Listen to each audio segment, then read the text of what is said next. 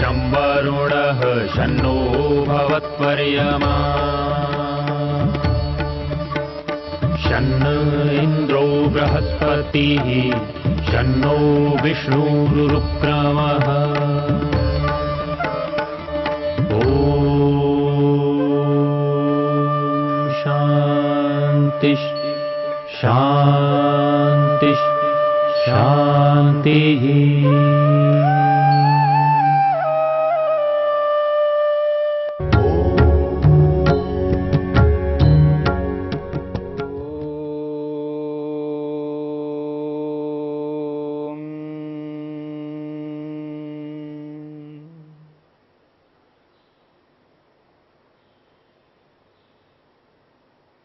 अभ्यास को लेकर के चर्चा हो रही है।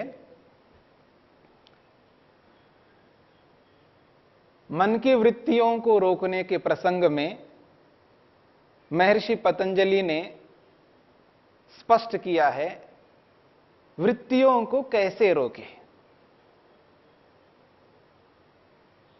वृत्तियों को रोकने के लिए दो उपाय बताए गए हैं, अभ्यास और वैराग्य।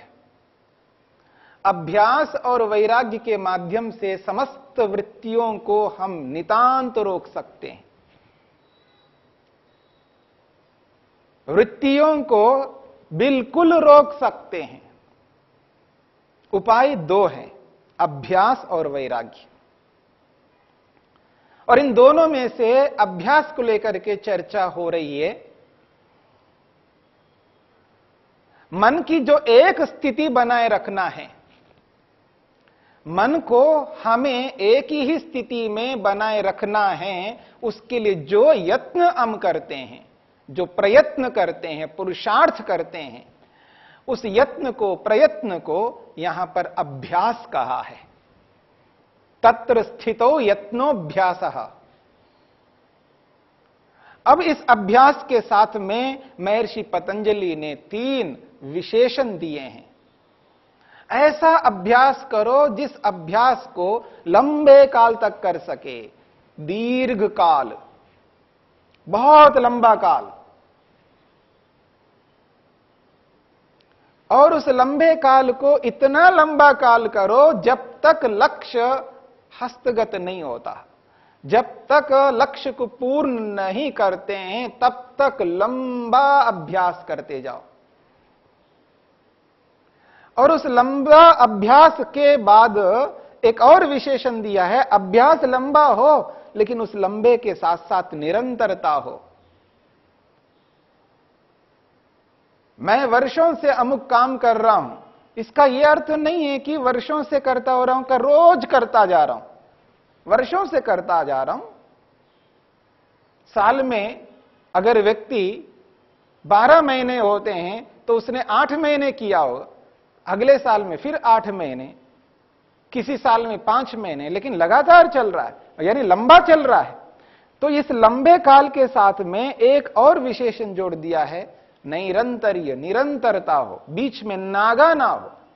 यानी स्टार्ट किया, प्रारंभ किया है तो उसके बीच में कोई रुकावट ना हो, निरंतर अभ्यास करते जाना है। और उस निरंतरता के साथ साथ एक बहुत बड़ी बात कही, सत्कार। जिस सत्कार के शब्द को लेकर के महर्षि वेदव्यास ने 4 बातें कही। एक बात कही है तप पूर्वक अभ्यास, ब्रह्मचर्य पूर्वक अभ्यास और विद्या पूर्वक अभ्यास। और अंतिम बात है श्रद्धा पूर्वक। श्रद्धया च संपादितः सत्कारवान दृढ़ भूमिर्भवति। महर्षि वेदव्यास कहते हैं तपसा तपपूर्वक, ब्रह्मचर्येण ब्रह्मचर्य पूर्वक, विद्यया विद्यापूर्वक, श्रद्धया च श्रद्धा पूर्वक संपादिता संपन्न किया हुआ अभ्यास सत्कारवान दृढ़ भूमिर्भवति, वो सत्कार वाला बनता है। अर्थात ऐसा दृढ़ अभ्यास बनता है, अब उस अभ्यास को डिगा नहीं सकते। श्रद्धा पूर्वक अभ्यास हो। श्रद्धा, श्रद्धा से क्या नहीं हासिल कर सकते, श्रद्धा से क्या नहीं मिल सकता। वेद कहता है श्रद्धया सत्यमाप्यते, श्रद्धा से ईश्वर प्राप्त होता है। और यहां पर इसलिए महर्षि पतंजलि ने कहा है, महर्षि वेदव्यास ने कहा है, जिस अभ्यास को लेकर के हम चल रहे हैं उस अभ्यास में श्रद्धा हो। जब व्यक्ति श्रद्धा से युक्त होकर के कार्य को करता है, वो कार्य कभी बिगड़ नहीं सकता, क्योंकि उस श्रद्धा के साथ में हमने विद्या को भी जोड़ा, क्योंकि विद्या से हमको यथार्थता का पता होता है। जो वस्तु जैसी है उसका बोध हम विद्यापूर्वक करते हैं। जब वस्तु का बोध विद्यापूर्वक हो जाता है तब उस वस्तु के प्रति हमारे मन में श्रद्धा उत्पन्न होती है, एक विश्वास उत्पन्न होता है, एक स्थिरता उत्पन्न होती है, एक निष्ठा मन के अंदर आ जाती है। और श्रद्धा का बनना यह अत्यंत अनिवार्य है, क्योंकि उस श्रद्धा में विश्वास है। उस विश्वास से ही हम अभ्यास को अभ्यास के रूप में कर पाएंगे। यदि विश्वास डगमगाया जाए और जैसे ही डिग जाए तो व्यक्ति का अभ्यास जो चल रहा होता है उसमें कमी आती है, न्यूनता आती। अभ्यास को व्यक्ति अभ्यास के रूप में नहीं कर पाता है। इसलिए श्रद्धा जो है व्यक्ति के अभ्यास को इतना मजबूत कर देती है, श्रद्धा, जिससे वो अभ्यास के रूप में बनता हुआ अपने लक्ष्य तक पहुंचाने वाला होता है। श्रद्धा पूर्वक अभ्यास। और महर्षि वेदव्यास कहते हैं ये जो श्रद्धा है, ये श्रद्धा ऐसा काम करती है जिस प्रकार से एक मां काम करती है। महर्षि वेदव्यास कहते हैं वो जो श्रद्धा है, सा श्रद्धा जननी इव कल्याणी योगिनम पाति। योगाभ्यासी को, योग करने वाले व्यक्ति को, जिसने अपने मन के विचारों को रोकने की चेष्टा जो की है, कर रहा है, वृत्तियों को रोकने की चेष्टा करने वाले योगाभ्यासी व्यक्ति को यह श्रद्धा एक मां के समान, मां का रोल आधा कर रही है। मां बन करके उसका कल्याण कर रही है, उसकी रक्षा कर रही है। और जब व्यक्ति श्रद्धा को अपना लेता है तो मानो उसके पास में एक मां है। मां की उपमा दी गई है श्रद्धा के लिए। जिस प्रकार एक मां अपने बच्चे को गोद में लेती है तो वो बच्चा इतना निश्चिंत हो जाता है, इतना सुरक्षित अपने आप को अनुभव करता है। अगर कोई उसको छेड़ने वाला कोई दिख रहा होता है तो मां के गोद में बैठ करके उसके प्रति वो भाव रखता है ताकि सामने वाला डर जाए। वो डराने लगता है, धमकाने लगता है, क्योंकि उसको यह विश्वास है कि मेरे पास मां है। ठीक इसी प्रकार से ये जो श्रद्धा है वो मां के समान काम कर रही होती है। और वो निश्चिंत होकर के साधक योगाभ्यासी अपने अभ्यास को अभ्यास के रूप में करने लगता है। श्रद्धा जननी इव कल्याणी योगिनम पाति। श्रद्धा जो है वो मां के समान कल्याण करने वाली बनकर निरंतर योगी की, योगाभ्यासी की रक्षा कर रही है। ऐसी श्रद्धा को साथ में लेकर के जब हम चलने लगते हैं तो अभ्यास के रूप में बनेगा और वही अभ्यास उन वृत्तियों को रोकने में सक्षम बन जाएगा। इसलिए महर्षि पतंजलि ने कहा है अभ्यास के माध्यम से वृत्तियों को रोका जाता है। आखिर ये जो श्रद्धा है, श्रद्धा को श्रद्धा क्यों कहते हैं? श्रद्धा में दो शब्द हैं, श्रत और धा। श्रत और धा। श्रत का अर्थ होता है सत्य, श्रत इति सत्यम, और धा का अर्थ है धारण करना। जो सत्य को धारण कराने वाली है उसका नाम है श्रद्धा। क्योंकि जिस वस्तु में जो हम श्रद्धा रख रहे हैं, क्योंकि वो वस्तु सत्य स्वरूप है, सत्य में ही श्रद्धा होती, याद रखना, असत्य में नहीं। श्रद्ध इति सत्यम, श्रद्ध का अर्थ सत्य है और धा का अर्थ धारण करना है, सत्य को धारण करना है। और ये सत्य को धारण करने के लिए विद्या चाहिए। विद्या से एहसास होता है ये सत्य है, और जैसे ही पता लग जाता है ये सत्य है तो तुरंत उसको हम धारण कर लेते हैं, उसको अपने मन में बिठा लेते हैं, मन को इतना विशाल बना देते हैं कि उस सत्य स्वरूप पदार्थ को मन में बिठा देते हैं। ऐसा नहीं लगता है कि मेरे मन में स्थान नहीं है। जो जो सत्य सामने आता है उस सत्य को मन में बिठाते जाते हैं, मन उसको स्वीकार करता जाता है, और जब मन ने उसको स्वीकार किया है तो मन अनायास उस सत्य पदार्थ की ओर अग्रसर होता है, उसमें अटूट विश्वास उत्पन्न होता है, और उस विश्वास से हम अपने लक्ष्य तक पहुंच जाते हैं। इसलिए अभ्यास को श्रद्धापूर्वक करने की बात कही जा रही है। ये जो श्रद्धा है, इस श्रद्धा के अंदर वो सामर्थ्य है, और न केवल ईश्वर के प्रति श्रद्धा हो, स्वयं के प्रति भी श्रद्धा हो। जिस प्रकार से ईश्वर को हम ईश्वर के रूप में समझ करके उसमें श्रद्धा उत्पन्न कर रहे हैं, ठीक उसी प्रकार स्वयं के बारे में जान करके स्वयं के प्रति भी श्रद्धा उत्पन्न करनी है। जो वस्तु जैसी है उसको वैसा समझना, वो सत्य है तो उस सत्य को धारण करना। तो व्यक्ति अपने आप को भी एहसास करके स्वयं के प्रति भी श्रद्धान्वित हो जाता है। और जब व्यक्ति को स्वयं के प्रति विश्वास हो जाता है तो उसको लगता है, हां, अब मैं उस लक्ष्य को प्राप्त करने में देरी नहीं कर सकता, क्योंकि मेरे को बोध हो गया है, मेरे को विश्वास हो गया है, मैं प्राप्त कर सकता हूं। यदि मैं नहीं प्राप्त करूं तो और कौन कर सकता है? मैं एक मनुष्य हूं, मनुष्य होकर के मैं प्राप्त नहीं करूंगा तो पशु पक्षी प्राप्त करेंगे।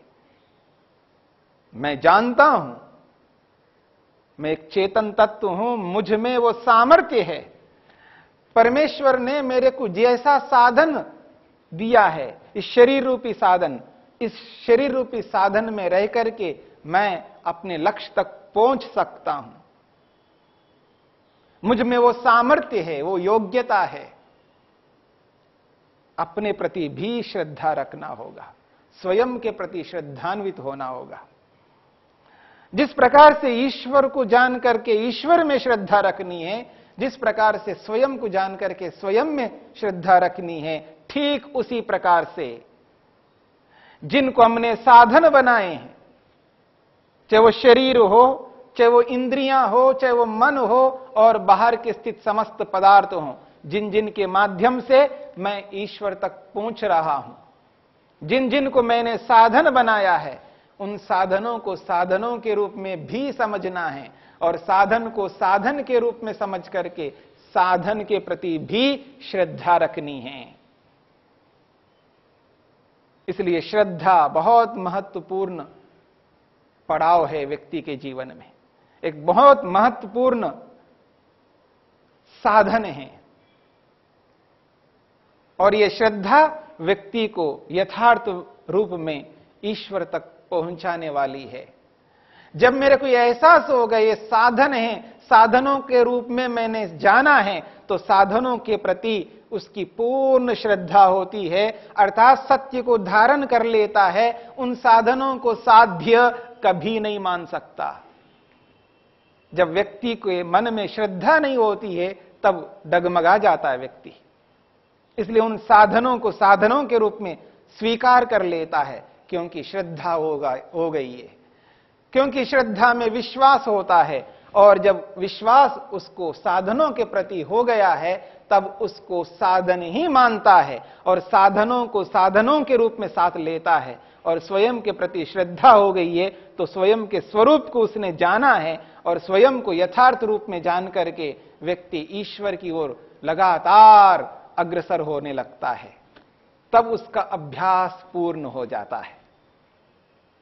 तत्र स्थितो यत्नोभ्यासः, तत्र स्थितो यत्नोभ्यासः, अभ्यास और वैराग्य उन दोनों में जो अभ्यास है वो उस स्थिति के लिए, मन की एक स्थिति बनाए रखने के लिए, मन को एकाग्र बनाए रखने के लिए जो यत्न हम करते हैं, जो प्रयत्न करते हैं, वो जो अभ्यास है, वो अभ्यास कैसा हो? दीर्घ काल तक, लंबे काल तक निरंतरता से अभ्यास करते हुए और ब्रह्मचर्य पूर्वक, संयम पूर्वक अभ्यास करते हुए और सत्कार पूर्वक अभ्यास करते हुए, तप को साथ में लेकर के, ब्रह्मचर्य को, संयम को साथ में लेकर के, विद्या को साथ में लेकर के जब व्यक्ति श्रद्धान्वित होकर के अभ्यास के रूप में करता है तो उसका अभ्यास परिपूर्ण हो जाता है, उसका अभ्यास विशेष होता है। वैसा ही अभ्यास हमारे लक्ष्य को पूरा करने वाला है। यह है अभ्यास। निरंतर अभ्यास कर करके व्यक्ति वहां तक पहुंच गया। इस अभ्यास को अभ्यास के रूप में जब व्यक्ति समझ लेता है तो समझ लीजिएगा कि वही व्यक्ति उन वृत्तियों को रोकता है। ऐसे अभ्यास को स्वीकार किया है वृत्तियों को रोकने के लिए। हर कोई अभ्यास नहीं, जैसे चाहे वैसा अभ्यास नहीं है। ऐसा अभ्यास जिस अभ्यास के साथ में 3 विशेषण जुड़े हुए हों, और यही अभ्यास व्यक्ति को वास्तव में उन समस्त वृत्तियों को रोकने वाला बनता है। जब सारे विचार रुक जाते हैं अभ्यास के माध्यम से, तब जाकर के व्यक्ति को यह एहसास होने लगता है, हां, जो मेरा लक्ष्य है वो यही लक्ष्य है, ईश्वरीय मेरा लक्ष्य है। तब उसको यह एहसास होता है संसार मेरा लक्ष्य नहीं है। इसलिए इन 5 वृत्तियों को, जो विशाल चट्टानों के समान दिखाई दे रही हैं, ये वृत्तियां, इतने अनगिनत वृत्तियों को रोकने के लिए एक महत्वपूर्ण उपाय बताया है जिसका नाम अभ्यास है। और इसी अभ्यास के माध्यम से हम ईश्वर तक पहुंच सकते हैं, वृत्तियों को नितांत रूप से रोक सकते हैं। यह है अभ्यास।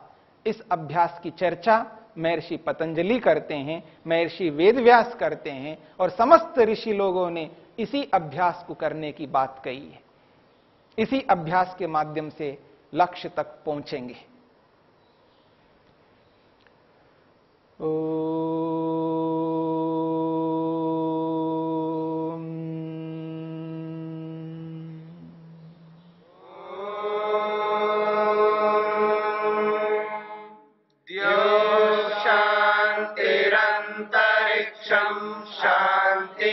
पृथिवी शान्तिरापः शान्तिरोषधयः शान्तिः वनस्पतयः शान्तिर्विश्वे देवा शान्तिर्ब्रह्म शान्ति सर्वं शान्ति शान्तिरेव शान्ति क्षमा शान्तिरेधि।